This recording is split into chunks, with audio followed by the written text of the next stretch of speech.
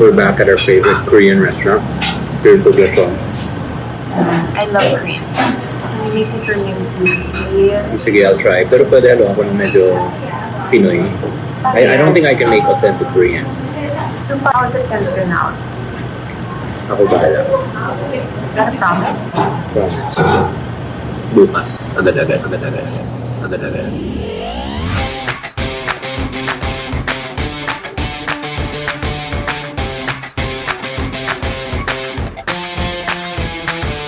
Welcome to my kitchen. We are going to make Korean food pero haluan natin ng Filipino flavors. Kasi the wife has been requesting for some Korean food. Ito aminin ko na sa inyo I'm no expert. I can't cook authentic Korean, but I can cook good Pinoy. I'm just gonna try. I'm gonna use some Korean ingredients and mix it with my Filipino ingredients here in my pantry. And I'm gonna try to make her a dish.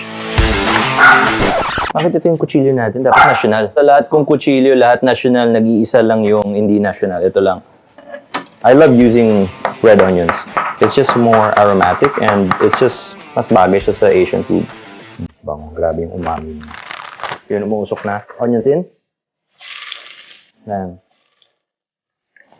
Gigisahin ko rin yung kamatis. Kasi it's dried. Para lang lalabas yung oil niya ulit.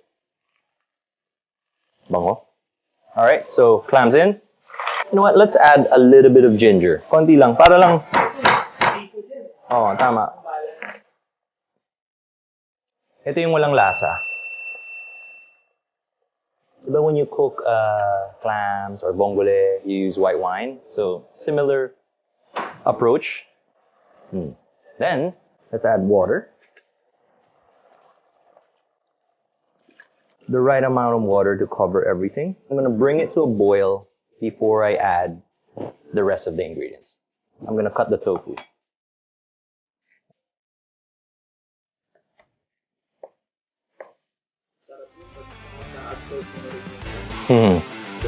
Yeah, yun yung kagandahan sa tofu kasi it's like a sponge. Diba? Like what you said na pag na-absorb na lahat, wow.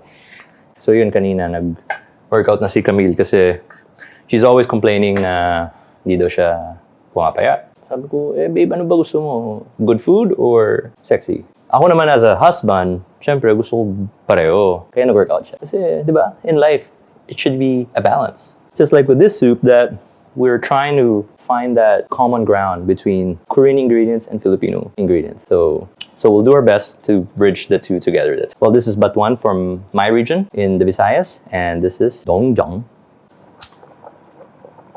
So always taste before you add something para you know how much you're gonna put. I really like the sun-dried tomatoes here kasi parang mas malalim yung kamatis niya eh.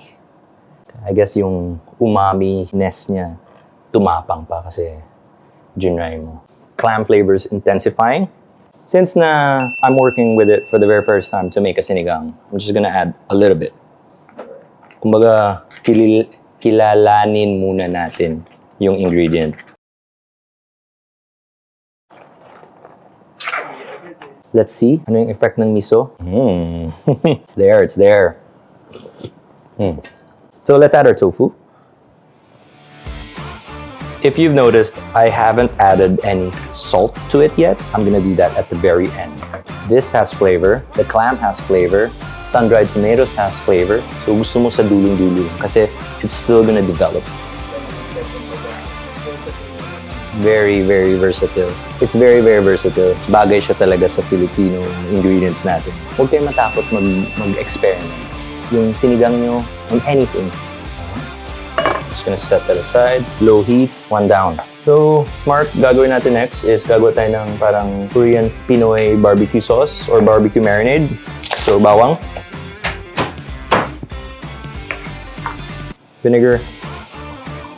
I'll use 2 kinds of vinegar. Ito naman, tuba. Well, they're both coconut vinegars, pero I guess when you use vinegar, try to use different kinds of vinegar just to make it more interesting. Let's do soy sauce, garlic powder, Korean barbecue sauce. Give it a taste. It's on the sweet side. Timplay mo muna dito, taste it. Then, if you're happy with it, then put the meat. Chicken powder. Yun, I added some cracked pepper. Lagyan ko ng konting chicken annatto oil para lang nandyan yung balance ng Pinoy. You wanna taste it? I'm making sinigang miso tofu soup. Sinigang miso to. Tofu sinigang miso soup. Parehas pa rin yun. Tofu sinigang with miso. This is the Sauce? Korean Pinoy barbecue marinade. If it's okay, then I will put in the pork and then let it marinate.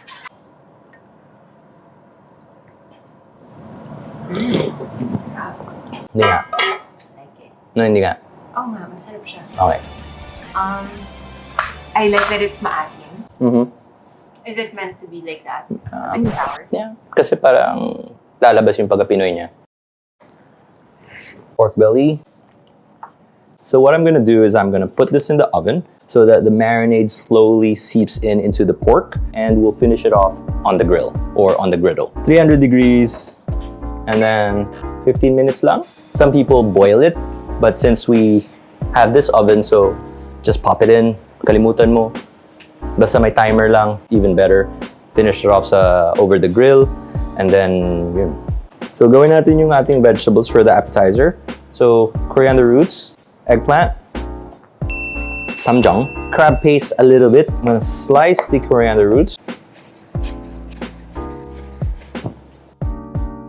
Annatto oil, eggplant,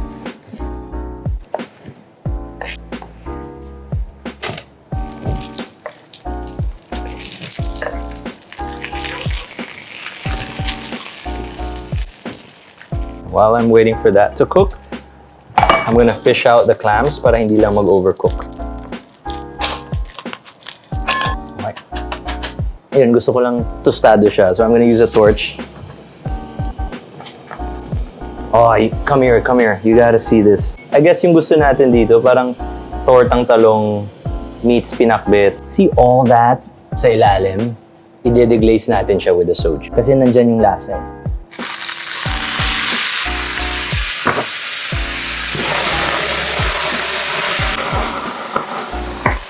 Then, let's add our samjam.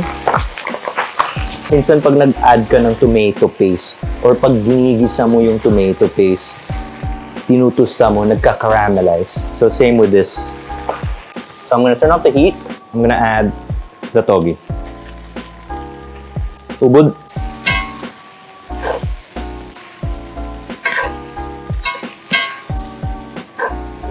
I'm gonna slice a bigger part para lang you see it, para when you look at it, it doesn't look dull. Let's add a little bit of talangka. Just a little bit. I just wanna melt the talangka in soju. See that, Mark? Yun yung talangka na that bomb of umami dissolving into our dish. Then I'll turn off the heat because I want the togi to be crunchy. Ito yung gustong lasa ni Camille, yung malinis. Hindi nag-overpower. She always reminds me to easy lang sa pagluluto, may bukas pa. I guess it's my personality. I wanna just give my all where you can pala give naman in phases. So Mark, yung last dish natin, gagawa tayo ng parang bistek na may Korean gochujang. Parang lang ha, parang lang. Kumbaga yung gochujang hindi naman kailangan, set in stone. You can combine other ingredients. So I'm gonna combine a little bit of Knorr seasoning, a little bit of this, kasi Camille likes it spicy, and some sesame oil. So in a pan, sesame oil, onions.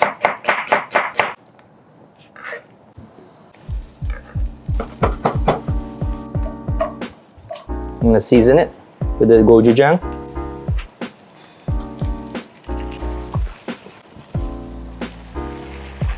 Konting kalamansi. Then I'm gonna add very careful with the beef because I don't want to overcook it. So I just had a taste. It's on the medium rare. So we want to serve it just right. Kasi Kasi gusto ni Camille, she wants the marinade to be a sauce. Kaya why not just cook the pork in the marinade para madagdagan pa yung lasa ng marinade. Ihaw.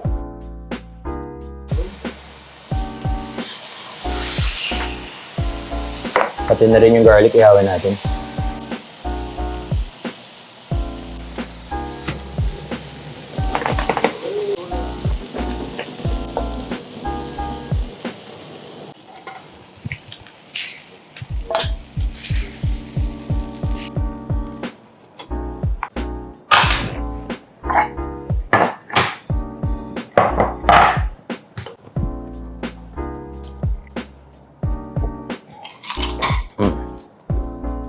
Soup. Lagyan ko ng chives para may kulay. Para may crunch and may texture. And parang dalawang klaseng tofu nilagay natin. Like that. This one, bringing it to a boil, turning it off, then I'll add the butter.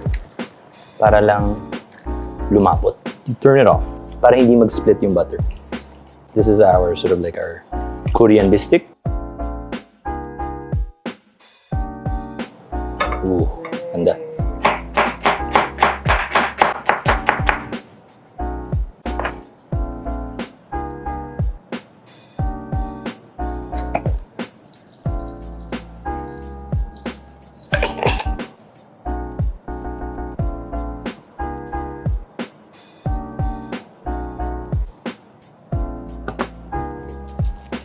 You can add a little bit of sesame seeds would be great, but I don't have some, so I'm adding just some crispy onions.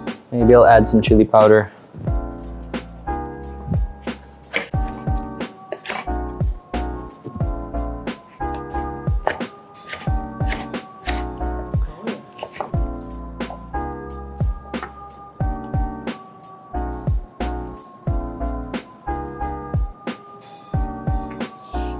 Inspiration from the Korean restaurant. What they do is when you have anything grilled, is they put sesame oil and then sea salt. Pagdating dyan, sea salt is amazing.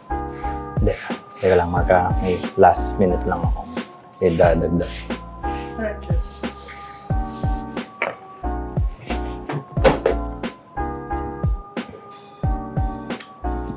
Isa pa.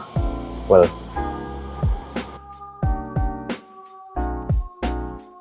Cams, let's eat. And then Camille is making a drink. This is pandan infused soju. She infused it last night. Nalo niya ng Calamansi, maple syrup, Really? or I mean, dapat simple sugar lang, pero I don't have simple sugar, so it's maple syrup and tonic water. That's it. Really? No need for the maple syrup at all. Ah, so hindi mo dinagdag yung maple syrup? Hindi na. Cheers! So that is ubad, eggplant. Tapos nilagyan ko ng crab talangka. So siya naman ang eggplant. Tapos sinaluan ko nito. Korean spicy dipping sauce. Good? Pero sana tinanggal mo yung tangkay ng egg. Sorry. Maganda tingnan eh. Alright. Okay, pasado. First time. Okay. Then, try the pork. Do you want to use your fingers? For this? Dip it here. Okay. Dip it there, and then dip it in the sesame oil. Inspiration from last night.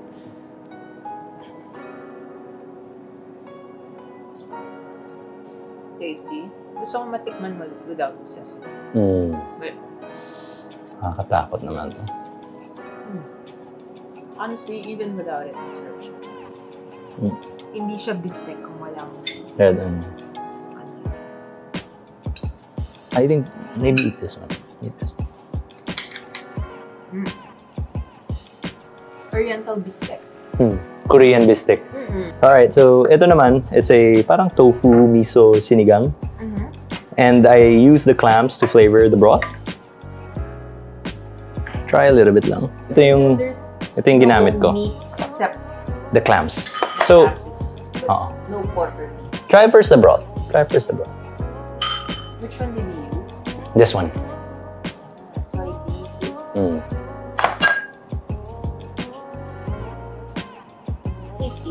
Are you gonna ask me which one's my favorite? I think parang it's the pork barbecue.